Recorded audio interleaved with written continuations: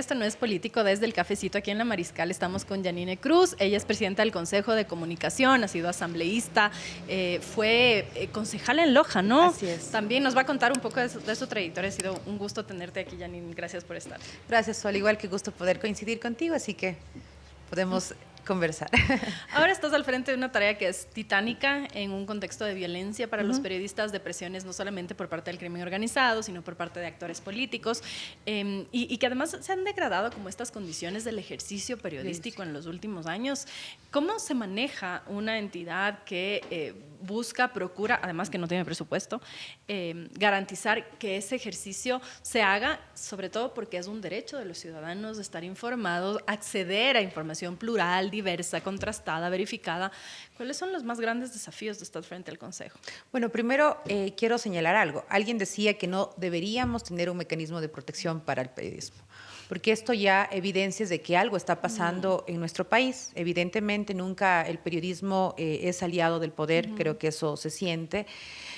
Pero esto se da a raíz del asesinato de los 3 colegas del comercio. Yo recuerdo ayer asambleísta y justamente estamos en la Comisión de Derechos Colectivos y fue Ricardo Rivas quien empezó a impulsar con algunos sectores ciudadanos a raíz de que el Estado no se preocupa en cuidar la vida de los periodistas y logramos por primera vez hablar de un sistema de protección y se logró en ese entonces, en el 2019, por primera vez abordar un sistema de protección. Lamentablemente la norma no estuvo muy clara, muy específica, no se habló de presupuesto, se eliminó la Supercon, pero sí quedó en deuda este tema. Luego en el 2022, ya mucho más definido, las organizaciones de la sociedad civil presentan ya una propuesta mucho más clara donde está la presencia del Estado. Por ejemplo, la Fiscalía, como parte importante de las investigaciones, la Secretaría de la Mujer, que tiene que ver con el tema también de la violencia que viven las mujeres periodistas. Que es distinto, hay una carga que quizá no se comprende, que no es la misma. Y hay este caso emblemático, perdón, el cortar ahí, pero me parece importante poner este contexto, de Ginette Bedoya en Colombia, que ella fue violentada sexualmente mientras hacía una cobertura, un trabajo, mientras ella ejercía su profesión de periodista, y su caso llegó a la Corte Interamericana de Derechos Humanos. Hubo una sentencia que le obligó al Estado colombiano a reparar, pero que crea además un precedente de este peso que hay en el caso de las mujeres, que empieza además con un estigma. En redes sociales hemos visto la violencia política de género, no solo a las mujeres periodistas, a las mujeres en la vida pública, que ándate a la cocina, que consíguete marido, que estás mal atendida, que no son cosas que les dicen a los hombres, y también con el uso de las imágenes de la familia. El marido, el papá, los hijos, manipular imágenes de los hijos. ¿Crees tú que este es un tema del que estamos conscientes en la sociedad? Yo creo que recién en el mecanismo estamos tratando lo que es esta clase de tipos de violencia a las mujeres periodistas, porque es un tratamiento totalmente distinto de lo que pasa con un periodista hombre y una periodista mujer. Estamos recién en un protocolo para poder asistir. Hay casos puntuales, por ejemplo, de periodistas en la frontera que no se conoce realmente porque no son periodistas conocidas a nivel nacional, pero son violentadas, son maltratadas, y en este caso el Estado también debería dar una respuesta. Por primera vez se está trabajando un protocolo. Entiendo que en estos días Ricardo Rivas va a dar a conocer a todo el mecanismo, que hay otras instituciones del Estado, por ejemplo, el Ministerio del Interior, la Cancillería. La Cancillería juega un papel importante.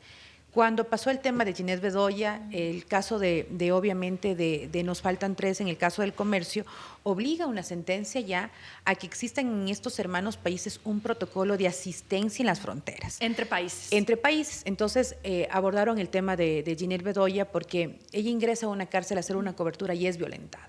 Entonces, tú ingresas a una cárcel del Estado colombiano, te violentan, le pegan al camarógrafo y obviamente luchando más de 10 años en buscar justicia, es que obliga también a que el Estado ecuatoriano sea claro en qué condiciones tiene que plantearle al periodismo para que pueda tener mejores condiciones. Yo no hablo de seguridad porque siempre es una profesión muy complicada y arriesgada. Entonces, es por primera vez que se va a abordar este protocolo de asistencia. Nosotros, por ejemplo, como consejo, quisimos también apoyarnos en la dinámica que hacen las organizaciones de la sociedad civil. Por primera vez una institución del Estado ya tiene mapeado alertas, que claro, dicen son datos, números, pero sí, reflejan también que algo está pasando. No hablemos solamente de la fuerza pública, sino también de la violencia del sector, obviamente, político, a las periodistas, a los periodistas, y esto ya refleja también que nosotros tenemos de oficio, por ejemplo, que tratarlo en esta mesa técnica que lo hace Ricardo, con las instituciones encargadas. Luego esto pasa al Pleno y se resuelve. Lo bueno del Consejo es que es mucho más independiente, tiene un rostro mucho más ciudadano, están organizaciones de la sociedad civil, están los representantes de los GATS, está también representantes de la academia, representantes de gremios, como por ejemplo está la presidenta Doris Morris, que es la presidenta de la Federación de Periodistas, está los representantes de medios comunitarios. Es decir, no ves quizás el Estado 100% en el Pleno, sino que ya tiene un rostro mucho plural, más ciudadano. Y claro, lo ideal sería que sea netamente independiente. Lo que pasa, por ejemplo, en otros protocolos o asistencias, como por ejemplo Chile, porque existen obviamente ese compromiso de querer de darle quizás mayor libertad cuando exista por parte, por ejemplo, del poder alguna presión a un medio de comunicación o a una periodista. Y eso quizá es un punto importante que no siempre queda claro, que es el verdadero interés que puede tener un gobierno en que exista protección a los periodistas, porque la relación entre el periodismo y los gobiernos es tensa, porque el periodismo investiga, el periodismo revela cosas que no necesariamente le gustan al gobierno que revele, el periodismo critica, el periodismo cuestiona, el periodismo no siempre va a estar acorde y más bien es una voz que puede ejercer justamente este contrapoder, y entonces eso no necesariamente le gusta a los poderes. Jorge Ortiz estuvo sentado hace poco aquí y él decía que él siempre ha tenido esta relación tensa y que a los gobiernos no les gusta que les critiquen, claro. Pero parte de comprender una democracia es comprender que esos roles son necesarios. El gobierno hace lo que tiene que hacer y el periodista hace lo que tiene que hacer. En su experiencia, en esta experiencia frente al Consejo, ¿hay interés real de los distintos gobiernos de mantener un periodismo robusto y garantizar ese ejercicio? Bueno, yo creo que las sociedades sanas tienen el cuidado al periodista. Las circunstancias en las que hoy se hace periodismo es muy complicado. Y evidentemente todavía le ves a un alcalde atacando a un periodista en provincias pequeñas o a un asambleísta tratando de intimidar a quien quiere realizar obviamente una investigación o una cobertura. O una funcionaria de gobierno respondiendo a través de Twitter a un cuestionamiento público. Tú ves esas dinámicas y dices, bueno, también hay que entender algo. El político tiene que entender que cuando uno decide ser político, le das como carta abierta para que critiquen, es parte obviamente de este dinamismo de transparencia. Y claro, hay que entender algo. Si tú analizas históricamente, es gracias al periodismo lo que hoy tenemos un sinnúmero de investigaciones periodísticas. Entonces, el ecuatoriano o la ecuatoriana tiene claro que el periodismo cumple un rol fundamental, transparente en una sociedad, de tratar de advertir a las malas autoridades los excesos, pero también a corregir. Yo sí creo que el tema de la tolerancia es algo indispensable. Yo creo que demuestras madurez política, demuestras que eres un estadista o eres un buen funcionario público cuando entiendes esa dinámica. Pero cuando ves que te molesta, yo recuerdo, Sol, a mí cuando era legisladora nos criticaban, por ejemplo, en mi provincia, sí, pero entendía. Y esto también, ¿qué servía como parte de mi equipo? O sea, escuchas a la prensa y dices, sí, tiene quizás razón o corregimos. Por también lo menos te pones a pensar. La advertencia te sirve para corregir. Parte de, ¿no? Pero no podemos nosotros creer que en una sociedad sana puede existir, por ejemplo, la persecución. O sea, yo creo que ya hemos pasado con un sinnúmero de temas judicializados, lo de Ginette Bedoya mismo, que obliga al Estado a tener mejores condiciones, lo de Emilio Palacios, el exceso de la norma. O sea, es cansino. Y yo digo, para nosotros en el Consejo es hasta cierto punto tedioso, agobiante. Tenemos que lidiar todavía con esa clase de circunstancias cuando tenemos un enemigo mucho más complicado, que es el crimen organizado, que hay periodistas que son amenazados. Hubo un caso en Bolívar que para mí fue complicado. Periodistas fueron obligados por estas bandas a abrir sus cuentas digitales. O sea, imagínate, aquí nos estamos... una información específica. Entonces, ese es el enemigo que realmente debería, como Estado, nosotros tratar, obviamente, de bloquear. Ahora, Janine, sí sabes de lo que hablas, porque tú fuiste también perseguida en su momento cuando eras comunicadora. Cuéntanos un poco cómo fue eso en Loja. El alcalde fue... ¿Cómo fue? Cuéntanos un poquito cómo fue eso, para que nos cuentes también este lado más personal de Janine Cruz. Claro, bueno, primero, yo sí creo que para mí fue nuevo, ¿no? El hecho de enfrentarme a un alcalde que tenía una trayectoria casi de 40 años en política, Yo era por primera vez electa como figura, como concejal de voto popular. Y claro... ¿Y tú habías saltado de la comunicación a la política? Yo ya fui alterna anteriormente de un asambleísta, entonces a mí sí me gusta la política. Pero claro, tú empiezas a entender de que el alcalde, el típico cacique de la provincia, te lleva a los concejales a tomar un desayuno y te plantea cuál es la hoja de ruta, casi obligándote a votar por la persona que él quería para la vicealcaldía. Entonces nosotros teníamos claro que ya no estamos en el tiempo de agachar la cabeza y obedecer. ¿Esto era cuándo? ¿Hace cuántos años? En el 2014. 10 años. Hace 10 años. Y él pensaba o daba por hecho que el voto de la concejalilla Cruz, me llamaba, era evidente para el alcalde. Entonces, bueno, evidentemente nosotros tomamos la decisión correcta de votar en el pleno del Cabildo por el más votado, porque hasta por legitimidad mismo. ¿Esto era para elegir vicealcalde? Vicealcalde. Entonces, claro, con mi voto se dio la posibilidad a que sea, de hecho, el actual alcalde fue mi compañero que tuvo ese voto. Entonces, desde ahí empezó a tener ya una persecución media complicada. Estamos hablando de Loja, por si acaso. Todo esto era en Loja, ¿no? En Loja, del Chato Castillo, ¿no? Y ahí empezamos a entender de que cuando yo quería, por ejemplo, intervenir en los cabildos, me mandaban a apagar el micrófono, no me invitaban a la radio municipal, empezaron a ponerme multas en la vivienda de mis papás, empezaron a perseguirme la policía municipal. Y retaliaciones por no haber apoyado al candidato oficialista, digamos. Claro, y como premio consuelo por el alcalde me dio la comisión de género. Dijo, vayan la de género. Y claro, nadie quería trabajar porque nadie le interesaba esos temas. Entonces fue como que a son de burla y evidentemente tú entendías que estabas con un tipo totalmente que se quedó varado en el camino y empezamos a trabajar porque en Loja no tenemos los concejales, por ejemplo, la asistencia legal como pasa aquí en Quito. Entonces empezamos a hablar ya con colectivos de abogados, empezaron a apoyarnos y empezamos a hacer una estructura ciudadana importantísima. Y así empezamos a enfrentarnos, temas de corrupción. Nos ocultaron un contrato de fotomultas donde de lo que recaudaba 70% era para la empresa y el 30% para el municipio.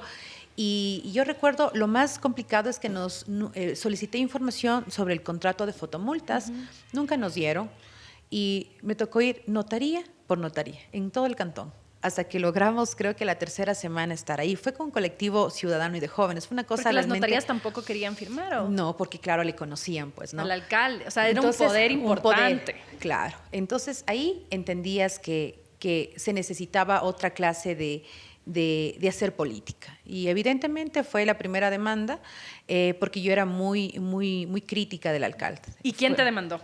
El alcalde por calumnias y también... por atacar a su honra. Ahí fue con una sabatina, el alcalde era muy cercano al expresidente Correa y fue en una sabatina donde me sacaron a mí, entonces dieron la orden de que le dé un estate quieto a la concejalilla Cruz. Y evidentemente me cambiaron 7 veces de juez, 7 veces de juez para una concejal. Y claro, fue un mes de prisión. Con apelaciones de que este juez no, y era no, me cambiaron direccionado. Así es, los jueces no querían esta causa, entonces cada vez se excusaba. Y hubo alguien porque nadie que quería enfrentarse al alcalde. Nadie quería enfrentarse Ahí está el ejemplo de por qué cuando uno tiene poder político tiene que haber contrapoderes, porque si no, de repente controlas a las notarías. Y estamos hablando de una ciudad, ahora pensemos eso a nivel de Estado. Claro. Es súper complicado. Entonces, evidentemente hubo alguien que le dio la posibilidad de fallar a favor del alcalde. Fui un mes a prisión y a las 2 semanas de haber estado en la cárcel me volvió a demandar. Y me envió. Pero ya estabas tú en la cárcel. O sea, ya estaba en la cárcel. Y hubo la segunda demanda que pedía... Pero espérate, no te adelantes. Te llevaron ¿Cómo fue la detención? O sea, ¿en qué momento un juez ordenó que te detenga? Fue en el Día de la Mujer, fue un 8 de marzo. Fue como que todo fue tan simbólico.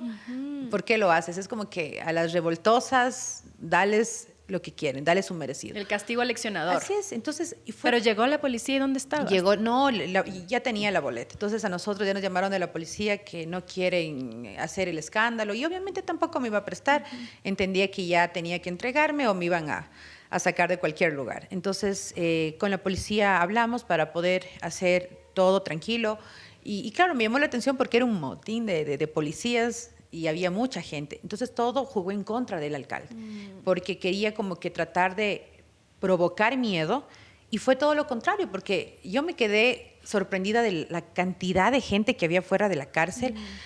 Habían señoras inclusive de los mercados, taxistas, profesoras, abogados, amigas de la infancia, de mi gallada. Para apoyarte. Claro, yo no pensé que esto iba a ser una situación tan fuerte de apoyo. Entonces, a la segunda semana, el alcalde me manda un emisario a señalarme de que estando tú en la cárcel. En la cárcel, que pide que por favor salga a dar disculpas públicas y que deja ahí la segunda investigación que él pedía esto era a la honra, que pedía 5 años, atacar a la honra, porque fue una contravención. ¿Y cuál era el supuesto ataque a la honra? ¿Qué es lo que habías dicho que lo él decía que yo, que es un ataque a la honra? lo que fiscalicé fue justamente el tema de fotomultas y el alcalde no soportaba. Y es que hay que tener un antecedente. El exalcalde de Loja fue el ideario de la Supercon, fue el que creó la ley Mordaza. Él siempre tenía esta clase de encontrar que la comunicación es un servicio público y no un derecho. Entonces, esta clase de ideas caducas del político, que es un servicio público y tiene que obedecer, caen ¿no? en el tiempo. Entonces, por eso es que para mí es súper significativo hablar desde el Consejo de Comunicación por la experiencia política, porque estuve como política, pero también entiendo lo que es el trabajo periodístico, ¿no? O sea, yo soy periodista, ¿no? Y yo creo que esa es la habilidad del periodismo. Yo digo que los periodistas tienen también una gran posibilidad de llegar a ser grandes políticos por el tema de la investigación. Hay muchos que dejan el trabajo periodístico por inclusive hasta asesorar o investigar. Entonces, sí son situaciones que a mí realmente me dejaron una gran lección. Por eso, cuando llegué a la Asamblea, lo primero que presentamos fue una reforma a la Ley Orgánica de Comunicación. Pero antes de irse a la Asamblea, ¿cómo fue estar presa 2 semanas? Un mes. Un mes. Fue muy complicado porque yo ¿Cómo era? ¿Cómo? Te comento que hubo un antecedente para esto porque habían pedido pasarme a la cárcel mayor y un alto funcionario del gobierno de aquel entonces me llamó y bajé a contestar el teléfono que hay y me decían, el alcalde está presionando para pasarla a una cárcel, nosotros queremos cumplir como parte del Ministerio de Justicia, no vamos a caer en las provocaciones políticas porque sí nos preocupa que algo pase allá. En otra ciudad, trasladarle a otra ciudad. No, ahí mismo en otro pabellón. Entonces, nosotros compartíamos esta parte donde yo estaba, ingresaban hombres y mujeres, no había temas de separación. Entonces, a mí me tocó, por ejemplo, pasar la noche con mujeres que fueron, por ejemplo, arrestadas, abuelitas, porque su hijo no pagó la pensión alimenticia. Fue una señora, por ejemplo, de Saraguro que estaba con cáncer terminal y la llevaron presa. Te voy a contar también, tuvo a una chica, una trabajadora sexual, la llevaron por situaciones complicadas en su tema de cuidar su vida, alguien quiso abusar de ella. Fue una situación media complicada. Y también tuve la posibilidad de estar con 3 jóvenes que no eran de Loja por un tema de microtráfico. Entonces, claro, un golpe de realidad. Sí, fue una situación complicada. Nos levantamos a las 5 de la mañana para hacer actividad entre todas. Cada quien contaba su experiencia, compartíamos colchones porque no habían camas. ¿Cuántas dormían en el mismo espacio? Fueron 11. Cuando yo estuve 11, sí. Y claro, uno de los temas que a mí yo creo que me afectó tanto porque es como que empezaron a abrir su vida, ¿no? Una de las chicas que lamentablemente fue violentada durante toda su vida, su infancia, se dedicó, por ejemplo, a la actividad sexual. Entonces, habían ataques a la madrugada de ella en recordar los nombres de las personas que la violentaron sexualmente. Entonces, hubo un momento donde quiso ella atacarse físicamente y nosotros lo llamábamos al guardia que por favor le dé asistencia. Situaciones que a uno sí le afectan. Entonces tú hablabas también, hubo un caso de una jovencita que había pasado en el pañal de su hijita marihuana en la cárcel de hombres y se dan cuenta. La niña tendría unos 5 meses. Y claro, y tú le preguntas por qué lo hiciste y decía, lamentablemente estoy en esta vida. Entonces son situaciones que te das y te dices, wow, o sea, ahí yo creo que de cara ves los problemas sociales. ¿Qué pensabas mientras veías eso? Por un lado, siendo una presa casi que política por las condiciones en las que había sido detenida, pero enfrentándote a esta realidad durísima de otras mujeres que quizá no tenían el foco de atención que tú podías tener, pero que enfrentaban realidades durísimas. Bueno, lo primero que hicimos es, algo que sí nos afectó fue el tema, por ejemplo, de de no entender otras realidades. O sea, yo salía de las reuniones del Cabildo hablando de cosas que a veces no estaban conectadas con la realidad social. El tema de seguridad, el tema de la injusticia. Entonces, es como que a veces tú entiendes que no, quizás no estabas a la altura de las circunstancias para darle la cara a tu ciudad, ¿no? Entonces, esta realidad, yo recuerdo que siempre nos decían, usted es política, y decía, sí, oiga, pero ustedes son los ladrones de cuello blanco. A nosotros nos cogen por esto, o imagínense, la abuelita está encarcelada porque el hijo no tuvo trabajo para poder pagar la pensión alimenticia. Entonces, y claro, vos como política también te sientes afectada, te sientes golpeada. Y ¿qué edad tenía? La señora tendría unos 68, 70 años. ¿Y tú? Yo estaba por los 29, 30 años. O sea, joven todavía. O sea, sí. joven y a la vez ya a la adultez, como encarar esa realidad de la ciudad que estabas también, en la que estabas tú siendo política, haciendo política. Y entonces luego de esto empezamos a ver que, por ejemplo, familiares no les iban a visitar a ciertos presos o presas. Y claro, ahí decidimos, yo traté, la gente siempre me llevaba, por ejemplo, frutas, es prohibido ingresar alimentos. Y claro, la alimentación era muy complicada, ¿no? Entonces logramos con mi familia hacer casi una minga para poder llevar alimentación a las mujeres que estábamos ahí. Que te digo, fue una experiencia, yo creo que quisieron a mí un poco atemorizarme, pero yo salí mucho más humana, madura. Claro, yo lo que más me dolía fue obviamente mi mamá. ¿Qué decía tu familia? Porque durísimo verle, o sea, finalmente el político, la política que está enfrentando está incluso con la adrenalina del enfrentamiento. Pero qué duro para tu mamá. ¿Qué decía tu familia? ¿Ella qué decía? Son cosas que a mí poco me gustan hablar, pero sí, yo creo que lo más sentido fue para mi mamá. Mi mamá porque, imagínate, tú eres madre. Que a tu hija le lleven injustamente presa. Entonces, esos son los precios de quienes nos exponemos públicamente. Y lo más duro es que te ataquen a lo que tú más quieres, que es la familia.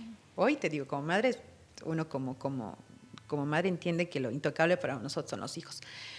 Traté de hacerme la mujer más fuerte, pero claro, pasó un mes y yo me la vi muy delgada, no dormía, con una crisis nerviosa complicada, y te cuestionas si vale la pena. Y claro, el sufrimiento pasó, pero también creo que la fortaleza y no. Luego de esto empezaron temas igual, no me dejaban tranquila y decidí lanzarme a la asamblea. Ahí también un poco fue que recibiste como esta atención nacional, porque se volvió un caso de, a ver, ¿qué está pasando en Loja? Le meten presa a una concejala por cuestionar al alcalde. ¿Qué es esto? Te comento algo, yo creo que la mayor fortaleza que yo recibí, porque claro, en Loja, una concejala de un sector fronterizo, no es que cause bastante atención, porque es parte de, ¿no? Pero sí tuve bastante apoyo de los medios de comunicación a nivel nacional, porque primero yo creo que el personaje de José Bolívar era tan conocido, y fue el 8 de marzo, y yo recuerdo algo, la primera persona que me llamó fue Tania Tinoco.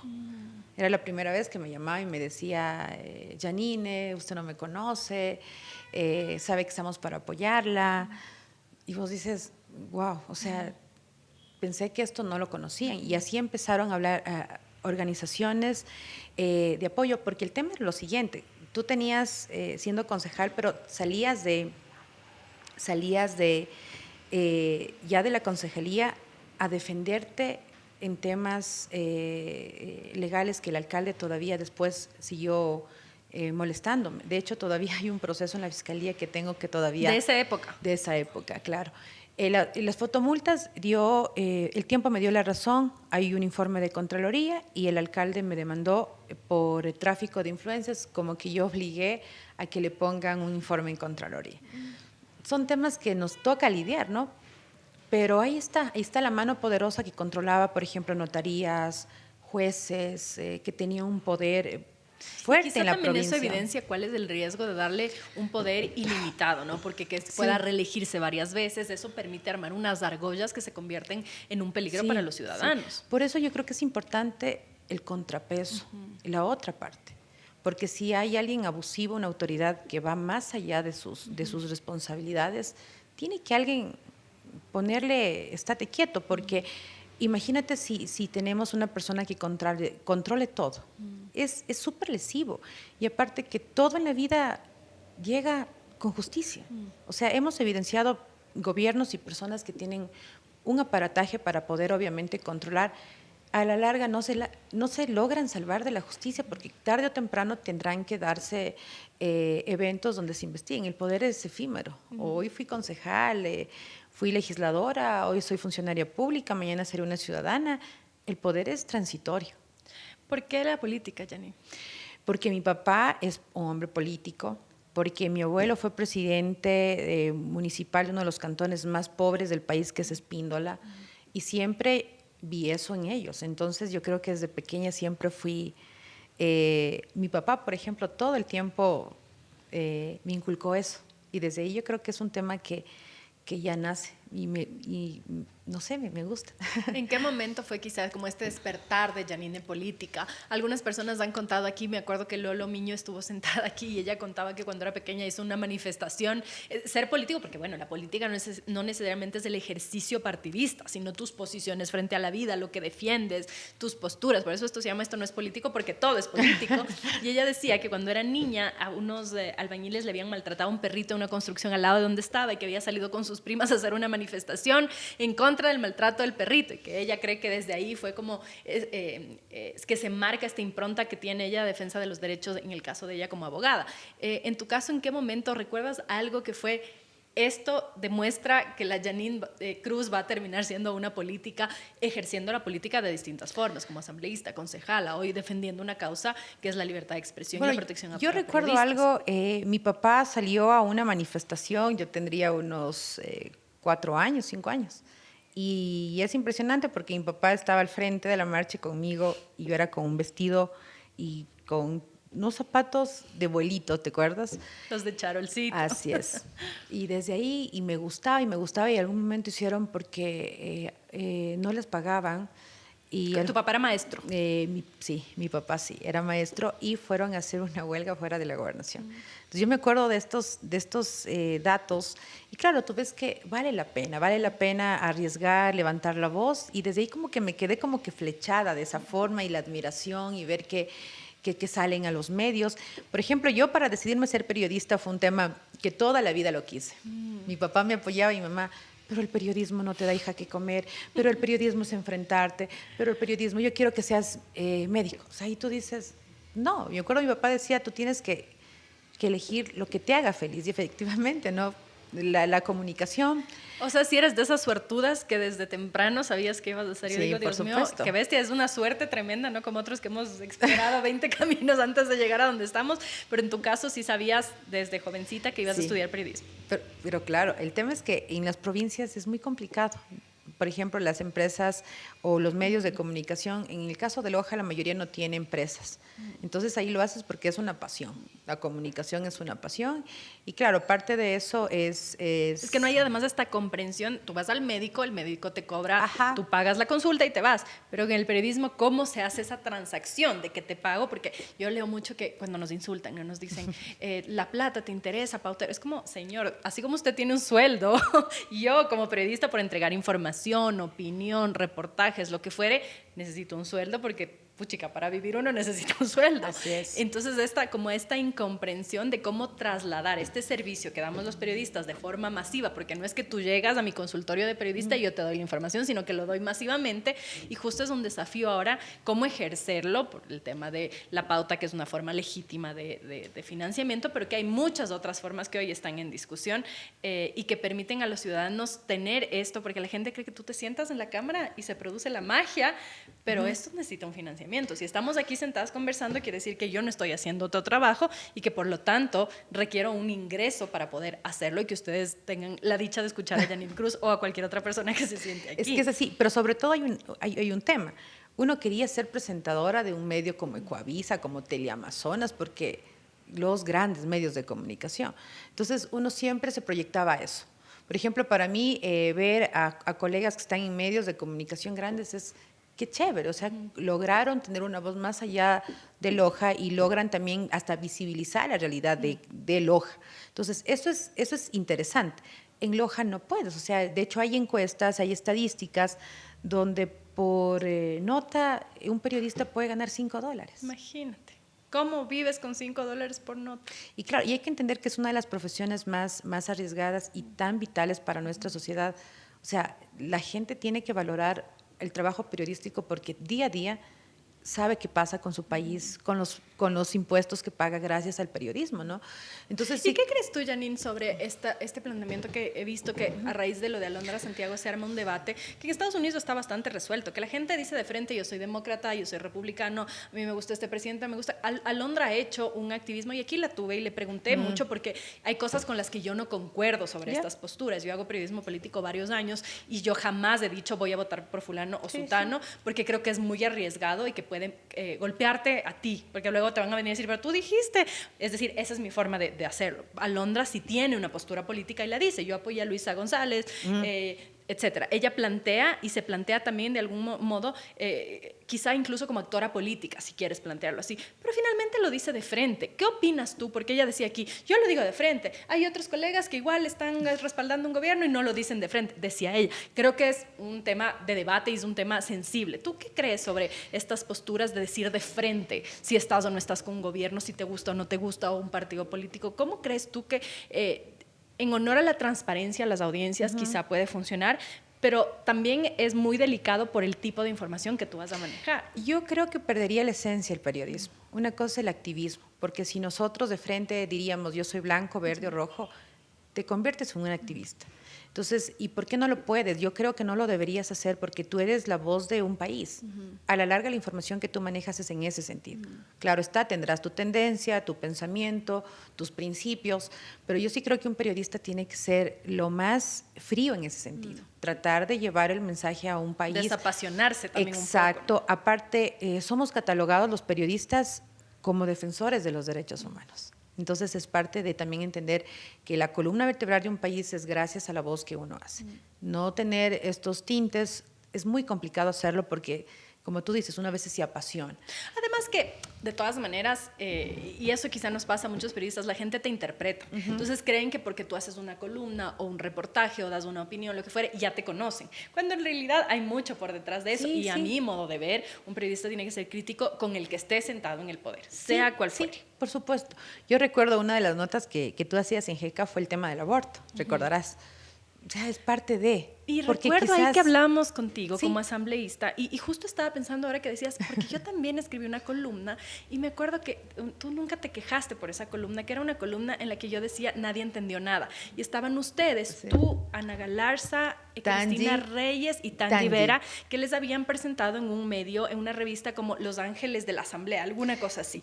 Y yo hacía un cuestionamiento diciendo que nadie entendió en el sentido de que… Las histéricas. Exacto, y hablaba de en el sentido de poner a las mujeres en valor o en menos valor por su belleza, su aspecto físico, cuando en realidad eran 4 mujeres que estaban llegando a ser legisladoras y que a nadie se le ocurriría poner a 4 hombres diciéndoles los ángeles de la asamblea. Entonces que hay como esta vara, pero que a la vez las asambleístas, a mi modo de ver en ese momento, no habían comprendido tampoco que el rol que les estaban dando era un rol de reinas de belleza, si quieres, en lugar de darles su puesto como asambleístas. ¿Cómo ha sido para ti manejar esto de ser mujer y el aspecto físico que pesa tantísimo para las mujeres, sobre todo cuando estamos en el ojo público, que te dicen que gorda, que fea, que flaca, que vieja, que guapa, que no guapa, o sea, y hay un peso que los hombres no tienen? ¿Cómo ha sido para ti, además de ejerciendo política, que es un tema muy duro, este peso de responder a ciertos estándares o de envejecer? Está prohibido envejecer, aquí no puedes envejecer porque ya mismo vieja, fea, gorda.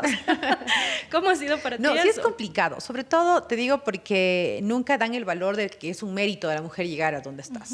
Es, no, lo que pasa que es amigo del fulano. Y eso pasa en todas las profesiones. Yo escucho, por ejemplo, a juezas que llegan con una trayectoria fenomenal.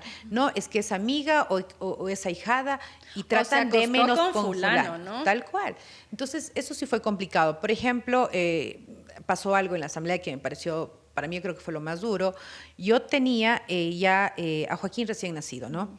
Tu bebé, que ya no es bebé. Que no es bebé ya. Y estábamos para cambiar las comisiones y X legislador, hombre, se acerca y me dice, Janine, nosotros habíamos pensado en usted para que pueda ir a la vicepresidencia de la Comisión de Educación, pero como recién es mamá, no va a poder.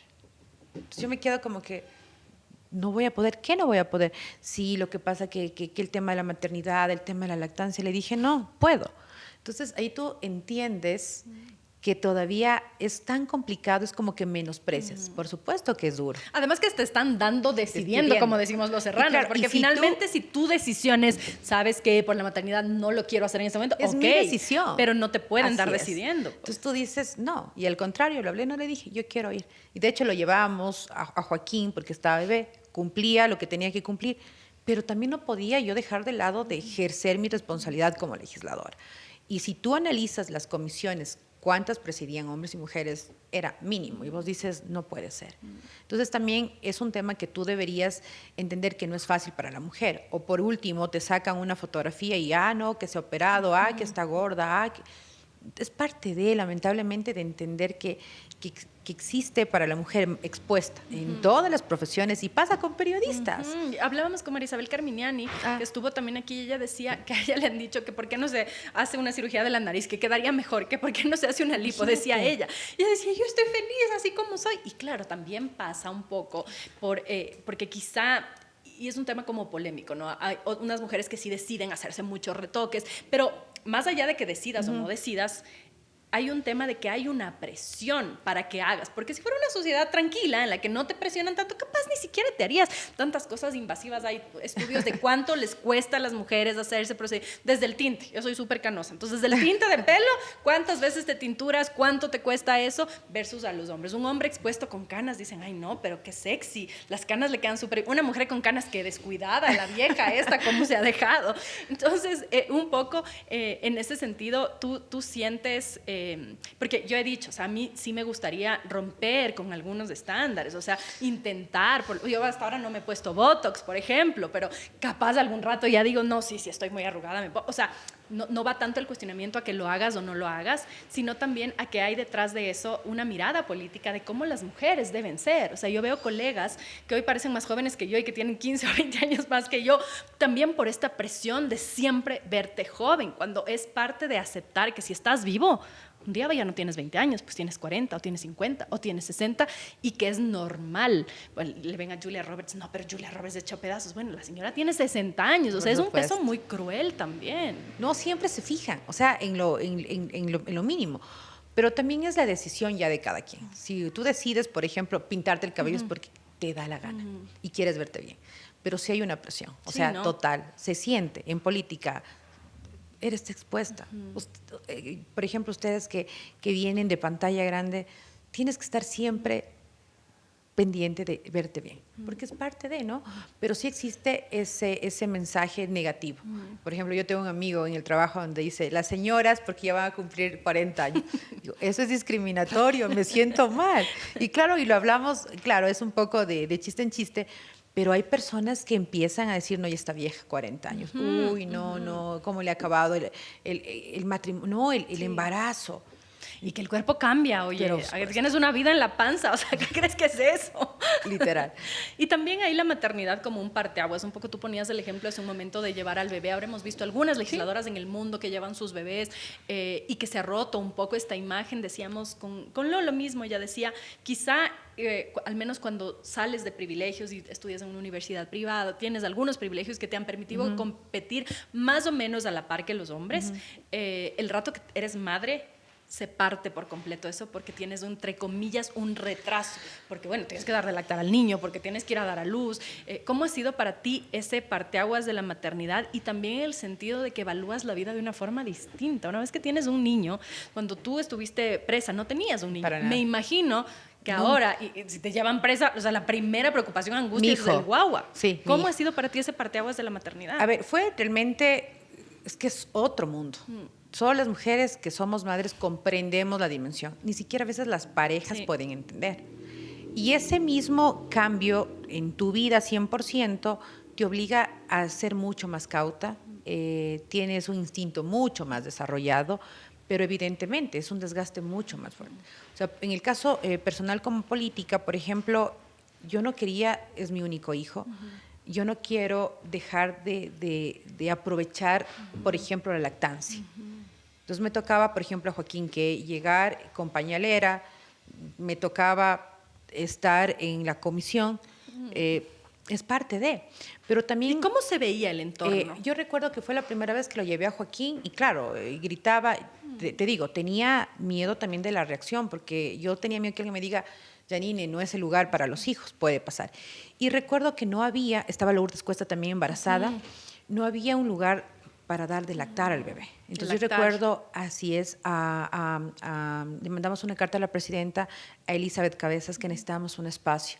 Fue la primera vez que se abrió un lactario en la asamblea, porque ese es el ejemplo de que lo personal es político. Janine cuenta cómo su experiencia personal de ser madre se convierte en una medida política al establecer un lactario como debería existir en un espacio donde hay mujeres. Y yo recuerdo que inclusive la alterna de la asambleísta Pedro Curuchumbi, ella venía con su guagua pequeñita, igual de unos 4 meses, y nos comentaba que ella era alterna, ¿no? Para venir a Quito tenía que ir en lancha 4 horas. Y vos dices, wow, y todo el mundo lo logras. Claro, entonces cada persona tiene sus desafíos, pero también es el mismo valor, el mismo amor a ese proceso y a tu hijo, que eres una guerrera y eres una mujer fuerte. Por ejemplo, pasó que coincidencialmente, ya después de haber dado a luz, voy a Loja y alguien se me acerca y me dice, Jani, tú deberías haber sido la nueva alcaldesa de Loja, y me dice, chuta, pero como eres mamá, ya no tienes tiempo de recorrer. Y yo me quedaba con esos mensajes y digo, es lo que ellos creen. Entonces, tú tienes aparte que lidiar con esa clase de, son ofensas. Sí. Y a veces uno se deja como que... Pero te pueden desmoralizar un poco, ¿no? Pero por supuesto. Pero también es, o sea, nosotros somos el sexo fuerte. ¿Quién más que una madre para entender los procesos, pero también lidiar con esos egoísmos, porque es parte de, ¿no? O sea, desde la casa, o sea, yo creo que desde la casa. Yo recuerdo alguna vez, llegaba mi hermano y mi mamá decía, Janine, por favor, para que puedas servirle allá. No, que se sirva a él, pero ¿por qué no? ¿Y por qué no le dices, Jan, sírvele a Janine? No puedes.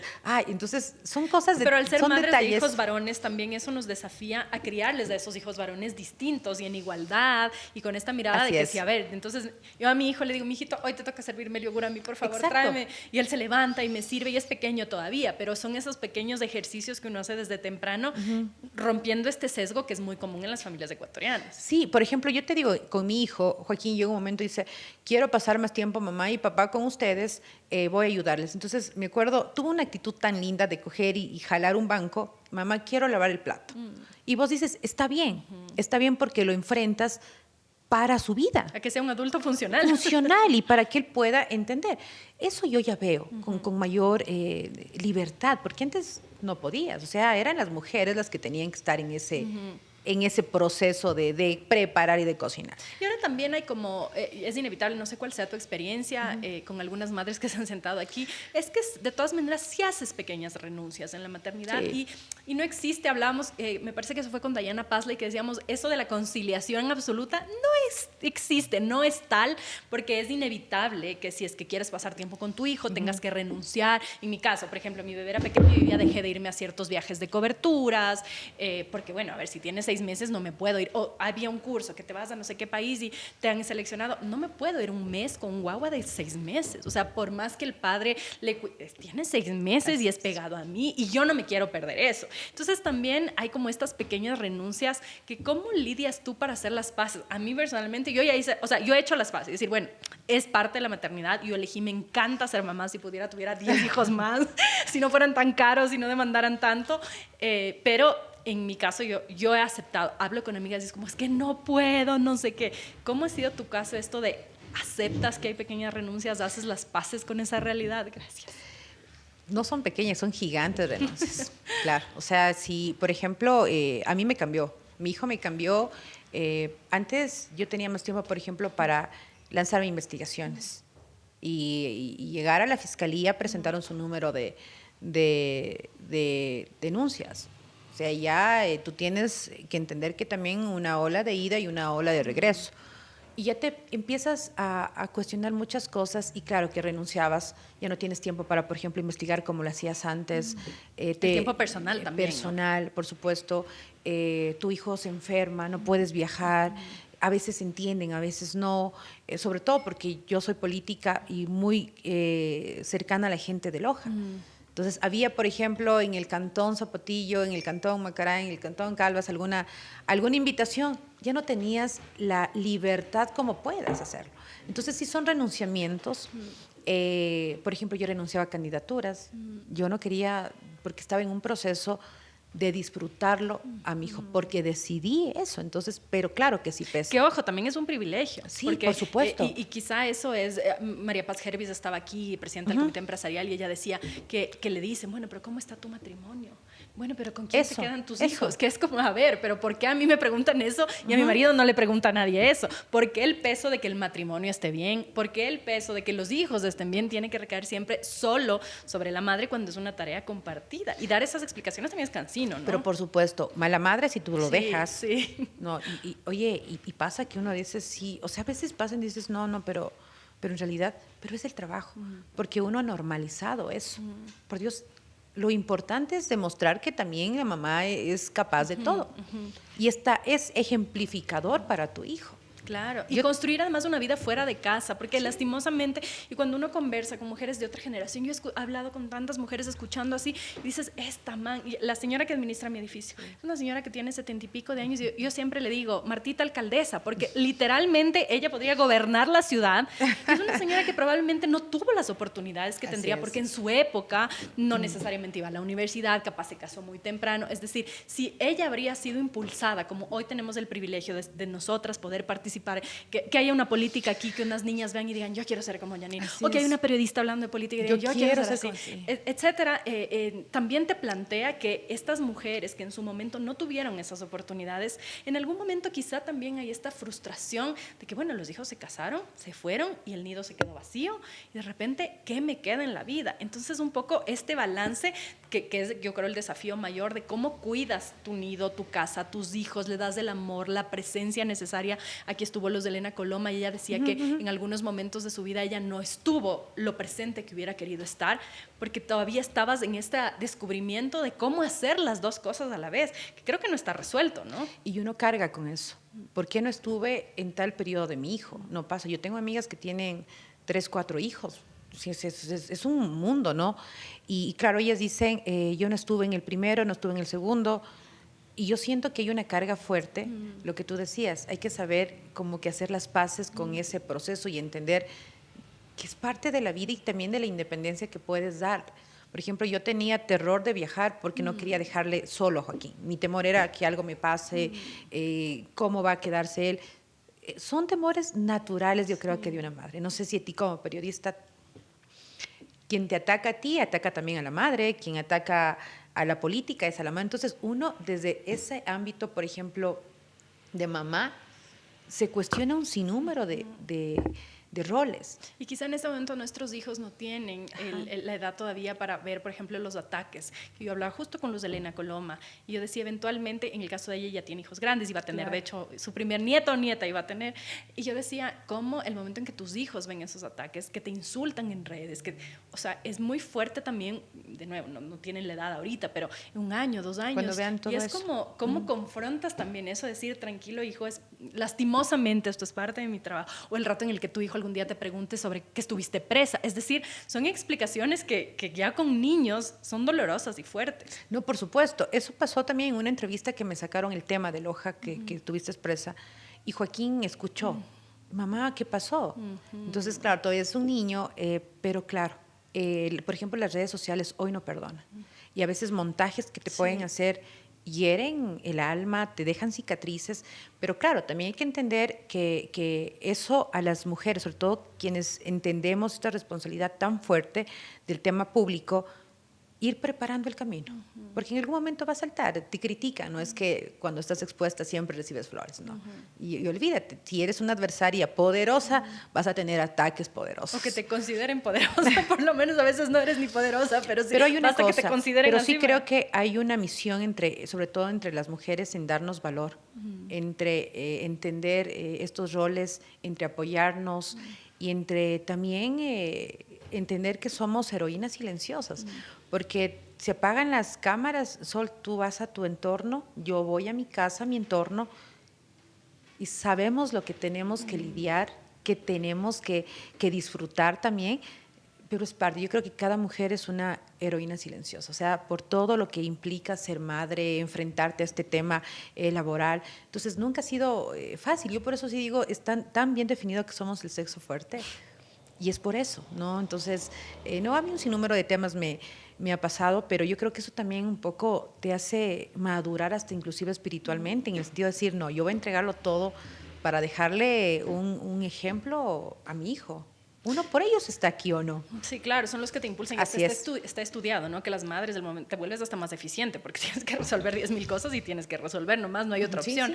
Sí. Y no quiero dejar de tocar el tema de la confrontación que quizá también cambia, sobre todo cuando estamos en profesiones que implican algún nivel de riesgo, la confrontación con la muerte, la posibilidad de la muerte. Tú recibiste hace unos años una corona de flores que era una amenaza de muerte velada y tú ya tenías un hijo. ¿Cómo enfrentas en ese momento, cómo fue enfrentar? Me imagino que lo primero que pensaste fue tu hijo, porque es como lo instintivo, ¿no? ¿Cómo fue para ti? Claro, eso? Primero yo entendía que estamos en un caso súper delicado. Hablamos del asesinato del excomandante Lafaye, donde se involucró a políticos, a funcionarios y un sinnúmero de temas económicos fuertes. Pensé que iba a ser una comisión tranquila, porque la Corte Constitucional obligaba, Patricia había pedido nombres que ella confiaba, porque en su momento lo llevamos al caso en la Asamblea, pero no pensamos que iba a mayores. Entonces, cuando tú recibes una amenaza de muerte, o sea, nadie te va a dejar a tu trabajo rosas para sepelio, ¿no? Y que diga, las próximas rosas van a estar en tu funeral, firma Jorge Gabela. Entonces, claro, lo primero que dices es pensar, lo primero que pensé obviamente fue en mi hijo, me afectó, hablé con mi pareja, y ¿sabes qué pasó algo? Pasó algo raro porque inmediatamente me llamó Patricia Ochoa, se había enterado. La viuda de Gabela. Lloraba Patricia, entonces lloraba y me decía, son años que yo vivo con ese temor y yo lo único que quiero decirle es que tiene que ser fuerte, tiene que ser una persona que entienda que son los riesgos y claro, tranquila que no va a pasar nada. Inmediatamente algunos periodistas se contactaban, también tema de inteligencia, hablé con otras autoridades y claro, no era la única. Y tú ves un montón de cadenas que empezaron a enviarles a ciertas figuras fuertes y claro, entendía que había un mensaje implícito de cállate, cállate. Lo pensé, pero por supuesto que lo pensé, me hice muy desconfiada, te voy a ser muy, muy honesta, nerviosa, no quería salir de la casa, me pidieron que cambie las actividades que tengan que hacer, no contestar llamadas obviamente desconocidas, cambiar el tema de las claves del wifi, hablar con el guardia. Fue una presión muy complicada. Y claro que esto sí afecta, ¿no? Por ejemplo, yo no podía salir los fines de semana con mi hijo. Estar encerrado. Sí tiene una dosis de una carga muy fuerte porque mi vida cambió. Adicional a esto, veías que asesinaban a políticos. Entonces, yo tenía miedo de si algún rato iban hasta lanzar alguna bala por molestar, ¿no? Pero claro, fue terrible. Te digo que sí hubo un momento en mi vida en donde yo hice un pare entre valorar y sobre todo porque yo sentía que era tan ya normalizado el tema de la violencia. O sea, yo decía, bueno, mañana me pasa algo. Y aquí no quizás ha pasado nada. Pasarán 2 días de solidaridad, de que se haga justicia, pero la realidad es que dejaba a un niño de 5 años huérfano. O sea, dejaba a una madre destrozada. Que son las verdaderas víctimas inmediatas de lo que nos pasa a nosotros. Miguel Molina, sentado aquí, decía que él un poco se decepcionó, terminó dejando el periodismo. Él se presentó ahí como ex periodista porque él dijo, cuando ocurrió lo de los colegas del comercio, yo me di cuenta que nuestras vidas no le importaban a nadie. Y que él verbalice eso fue súper fuerte, pero claro, que en la realidad, también en un país con tanta impunidad, se siente un poco eso, ¿no? Sí, yo creo que eso es lo que a uno le da temor, porque no tienes quizás ese sostén o ese apoyo. Y claro, voces fuertes se apagan o investigaciones se ocultan porque uno piensa, y es lo que está pasando, por ejemplo, en el periodismo, sobre todo en los sectores fronterizos. Hablo con ciertos colegas y me dicen, Janine, yo tengo familia, yo tengo esposa, yo sé de este tema, y es una autocensura que a la larga le daña a un país. Entonces, yo sí creo que hay una deuda en todos los sectores. Inclúyeme como política, como funcionaria, porque yo creo que este país sí necesita hablar las cosas, los problemas, para buscar una alternativa, ¿no? Por eso no es tan fácil asumir un reto en este país porque estamos heridos, no solamente por el crimen organizado. Tenemos una polarización muy complicada. Yo siento que estamos un país en un cruce de balas muy fuerte y que no logramos salir de esto. Y claro, dentro de eso sí es importante también valorar a esas voces que son críticas, a quienes todavía quizás no les importa hasta su vida y se arriesgan, ¿no? Se arriesgan a hablar de todo. Las muertes, por ejemplo, de actores políticos, de alcaldes, o sea, te dejan ya un antecedente fuerte, que mucha gente ha hablado con políticos que son impecables y no quieren, por ejemplo, llegar a ser candidatos, porque me dicen, Janine, no, yo ya no quiero. O sea, yo tengo terror, si con la seguridad que tuvo tal candidato y no está aquí, ¿qué más da? Entonces, claro, yo prefiero llegar a mi casa, darle un beso a mis hijas, envejecer con mi esposa y vos dices, wow. O sea, esos pilares importantes, soldados de la democracia o activistas valiosos se están apagando, pero también yo creo que es el reto del país. O nos damos la mano y salimos adelante y nos fortalecemos, porque en cambio viene la otra parte. Y no sé si te pase. Los espacios, ¿no? No, y sí, no, pero también no sé si te pase a ti. Es ¿qué país le heredas a tu hijo? Es ceder el espacio a quién. Nos callamos nosotros, los buenos entonces, que quieren hacer política se van, entonces ¿quién se queda? Entiendes que esto pasa. Entonces, son motivos para poder recargarte y decir, bueno, tengo un hijo, quiero que tenga una sociedad mucho más pacífica, vivible, o mejores oportunidades. O sea, porque no es que sea fácil coger y decidir irte a vivir a Perú, a Colombia, a Estados Unidos, no. O sea, eso no es garantía de querer mejores condiciones. Entonces, hay dos escenarios y yo creo que uno tiene que apostarle a mejores días. O sea, por más complicado que sea el camino, no hay alternativa, hay que darle la cara a estos problemas. Veremos a Janine Cruz presidenta alguna vez. Toda política ha soñado alguna vez con llegar a la presidencia, ¿no? Del Consejo de Comunicación, actualmente, complicado. Yo digo que no, sobre todo porque hablo con gente política de años, de trayectoria, y siento que hay un vacío en admirar líderes, en que te apasione un discurso y en que entienda cómo se maneja un país. Por ejemplo, el tema de seguridad, tuve la posibilidad de leer el libro de un periodista, no sé si le conozcas, a Cristian Ordóñez. Él trabajó en temas de inteligencia, fue secuestrado y escribió un libro muy lindo y hablaba de la realidad del crimen organizado. O sea, el crimen organizado, hablamos de los años 80, 90, 2000, 2010, 2020. Y quizás no estaban preparados para responder a un Estado. Entonces, lo que menos hoy nos merecemos los ecuatorianos, y te hablo ya como ciudadana y como madre y como periodista, es volver a cometer la fórmula de otros gobiernos. O sea, yo creo que es momento ya de entender que hay un enemigo afuera, que es el crimen organizado, y que tienes que hacer todo lo posible, con equipo, con personas que sepan. Pero por eso mismo se va a necesitar personas, hombres y mujeres que estén dispuestos a cumplir y resolver esas necesidades, pero sin sacrificar la democracia, porque hemos tenido ese riesgo gigantesco, y quizá con esto voy a ir cerrando, que es, y lastimosamente hemos escuchado este discurso en otros países, que es, te resuelvo la seguridad, pero ¿a qué costo? O sea, silencio periodista, se tienen que ir al exilio, los opositores no pueden ser candidatos, pues de repente me invento que si tu nombre es Janine, entonces las Janines no pueden ser candidatas, es decir, y lastimosamente los datos del Latin Barómetro te dicen que la gente está dispuesta a sacrificar, porque aparentemente la democracia no les ha dado o no les ha resuelto sus problemas, cuando si tenemos la posibilidad de hablar, de oponernos, de cuestionar, tenemos un privilegio enorme que quizá no lo valoramos. Así, sí, indudable. Pero también yo quiero decir algo. Alguien decía, estamos en una democracia sin partidos políticos. O sea, también es el acabose y la forma de ver la política, de utilizar la política para ocultar errores, corrupción, para perseguir a quien no le caes bien. Entonces, ahí tú tienes una clara respuesta de que se necesita fortalecer, o yo creo que sí, un baño desde la verdad, desde las propias organizaciones políticas, de preparar cuadros.